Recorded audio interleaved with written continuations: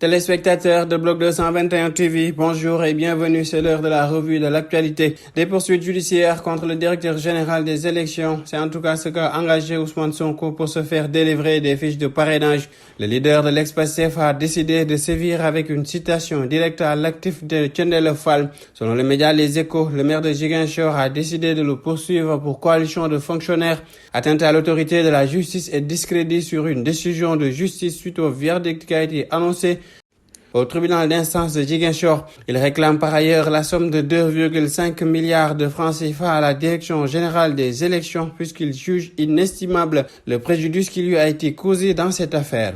Du nouveau dans l'affaire du Baye Fall tué à Touba, une bonne nouvelle pour le chef du village de Thiaye Fally qui a été arrêté puis déféré au parquet de Diourbel suite au meurtre du Baye Fall Moustapha Niang. Selon les informations de nos confrères de Seneweb, El Hadji Dème a été inculpé ce mercredi par le juge d'instruction du deuxième cabinet. Mais le notable a bénéficié d'une liberté provisoire assortie d'un contrôle judiciaire ainsi que 2 autres suspects. Son état de santé n'est pas compatible avec la détention, renseigne la même source. En revanche, 5 suspects ont été placés sous mandat de dépôt par le juge d'instruction du deuxième cabinet. Immigration irrégulière, au moins 2 autres embarcations de migrants ont été secourues à plus de 144 km d'El Hierro après celles qui les ont précédées cette semaine. Les passagers à bord étaient exténués mais sont finalement acheminés vers les îles Canaries, très fatigués, indiquent les secours. La saga politico-judiciaire qui oppose Ousmane Sonko à l'État du Sénégal se joue vendredi devant la Cour suprême. Pour cet ultime round ultra déterminant, l'opposant pourra compter sur la présence de son avocat franco-espagnol maître Juan Branco. Ce dernier, qui a récemment eu des déboires avec les autorités sénégalaises, a annoncé dans une publication sur les réseaux sociaux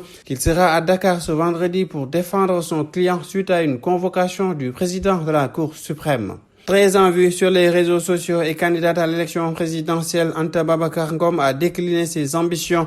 La présidente du mouvement alternatif pour la relève citoyenne dit avoir préconisé une rupture radicale une fois portée à la tête du Sénégal. Interrogée sur sa candidature à la prochaine présidentielle par le média Jeune Afrique, la dirigeante de la Sedima a tenu à préciser que son engagement n'est pas le fait d'un caprice ou d'une lubie. Elle a affirmé avoir voulu sauter le pas dès 2021 après les émeutes meurtrières provoquées par l'arrestation de l'opposant Ousmane Sonko. Sur l'international au Mali, après la prise de Kidal par l'armée malienne et ses supplétifs russes de Wagner mardi 14 novembre et le repli des combattants rebelles du CSP, les partis politiques réagissent dans leur grande majorité.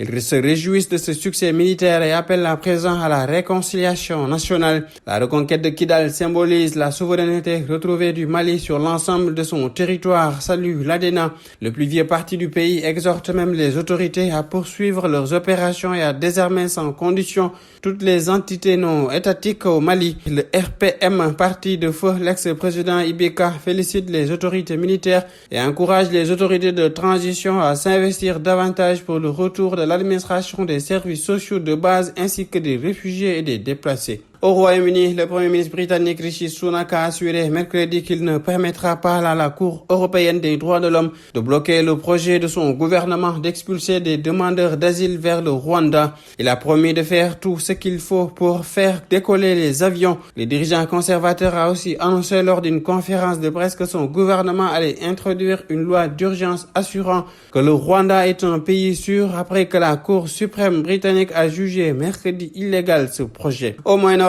l'Iran a nettement accru ces derniers mois son stock d'uranium enrichi poursuivant son escalade nucléaire même s'il nie vouloir se doter de la bombe atomique. Selon un rapport confidentiel de l'Agence internationale de l'énergie atomique, les stocks s'élevaient à 4486,8 kg à la date du 28 octobre dernier contre 3795,5 mi-août, soit plus de 22 fois la limite autorisée par l'accord international de 2015 encadrant les activités atomique de Téhéran en échange d'une levée des sanctions internationales. Au nouveau bilan de 11 500 morts côté palestinien, indique le gouvernement du Hamas suite à la guerre qui l'oppose à l'Israël. L'armée de l'État hébreu a lancé dans la nuit du mardi au mercredi une opération ciblée des milliers de personnes, mais qui reste considérée comme un site militaire stratégique du mouvement islamiste par Israël et les États-Unis. Plusieurs organisations internationales ont exprimé leur inquiétude sur le sort des civils, tandis que l'ONU a demandé que le carnage à Gaza cesse. En sport, qualification de la Coupe du Monde 2026, adversaire du Sénégal, la RDC a débuté sa campagne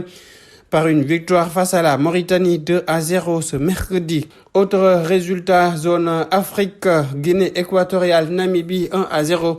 Le Rwanda et le Zimbabwe ont fait match nul 0 partout. Éthiopie, Sierra Leone 0 partout. C'était tout, mesdames et messieurs. Nous vous donnons rendez-vous dans un autre numéro. D'ici là, restez avec nos programmes. Bloc 221 TV.